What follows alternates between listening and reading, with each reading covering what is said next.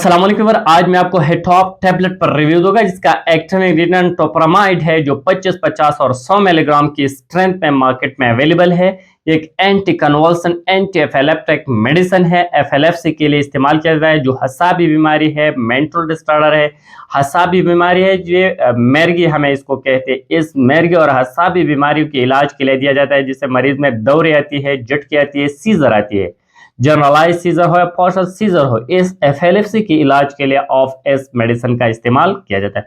आज मैं आपको इस पर कंप्लीट रिव्यू दूंगा, इसकी यूजेस, साइड इफेक्ट, कॉन्ट्राइंडिकेशन। लेकिन इससे पहले अगर आप हमारे चैनल पर नए हैं तो सबसे पहले इस चैनल को सब्सक्राइब करें। अगर इस टेबलेट की यूजेस को देखा जाए तो ये एफिलेप्सी के लिए दिया जाता है। एफिलेप्सी जिसे हमें मैर्गी कहती है, ये एक हसाबी बीमारी है जिसमें मरीज को झटकी आती है, सीजर आती है, जनरलाइज सीजर हो या पार्शियल सीजर हो, पूरी जिस्म में सीजर आती है या एक हिस्सा पर जो सीजर और झटकी आती है। इस सीजर के इलाज के लिए, इस मैर्गी के इलाज के लिए ऑफ एस मेडिसिन का इस्तेमाल किया जाता है। यह मेडिसिन माइग्रेनल अटैक्स को खत्म करने के लिए या माइग्रेनल अटैक्स को कम करने के लिए दिया जाता है। जिसे आधे सर में जो दर्द होती है, ये दर्द को कंट्रोल नहीं कर देती, बल्कि इस माइग्रेनल की जो अटैक होती है, इस अटैक को खत्म कर देती है। जो बार बार सर पर दर्द आती है, इस आधे सर के दर्द जो माइग्रेन है, इसके ट्रीटमेंट के लिए इस मेडिसिन का इस्तेमाल किया जाए। बाइपोलर डिसऑर्डर, ये एक मेंटल डिसऑर्डर है जिसमें इंसान की मूड अचानक तब्दील हो जाती है। एक वक्त में इंसान खुश, लेकिन अचानक इसकी मूड ऑफ हो जाती है और इंसान परेशान हो जाती है। एक ही साथ में वो दो सोच कर रही है, तो इस बाइपोलर डिसऑर्डर में इस मेडिसिन का दिया जाता है। जो लोग अल्कोहल की आदी है, वह अल्कोहल की डिपेंडेंसी से निजात दिलाना चाहते हैं और चाहते हैं कि मैं इसे छुड़वाना चाहता हूँ, छोड़ना चाहता हूँ, तो इससे छुटकारा पाने के लिए आप इस मेडिसिन को दिया जाता है, ताकि इसकी जो सिम्टम होती है वह इस पर असर नहीं शो कर देती है। अल्कोहल से छुटकारा पाने के लिए भी इस मेडिसिन को दिया जाता है। ईटिंग डिसऑर्डर में इस मेडिसिन का इस्तेमाल किया जाता है। ईटिंग डिसऑर्डर एक ऐसा मसला है कि इंसान ने कुछ खाना खा लिया, लेकिन उसको पता नहीं, उसे भूल जाते हैं कि मैंने खाना खा लिया या नहीं।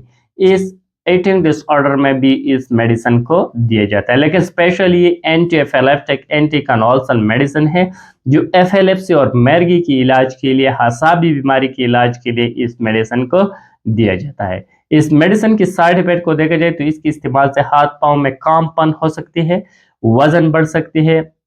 इस मेडिसिन के इस्तेमाल से फैट में दर्द हो सकती है। इस मेडिसिन की इस्तेमाल से थकावट, लेजीनेस भी पैदा हो सकती है। अगर इसकी प्रिकॉशन और कॉन्ट्राइंडिकेशन को देखा जाए तो ये इन लोगों को नहीं देना चाहिए जो इससे हाइपर सेंसिटिव हो।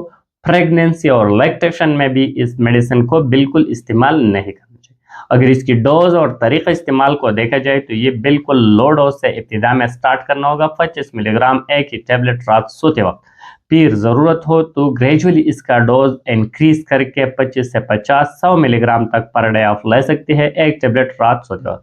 लेकिन जब आप इसको छोड़ना चाहते हैं तो फिर इसका डोज डिक्रीज करके आहिस्ता आहिस्ता इसको छोड़ना चाहिए।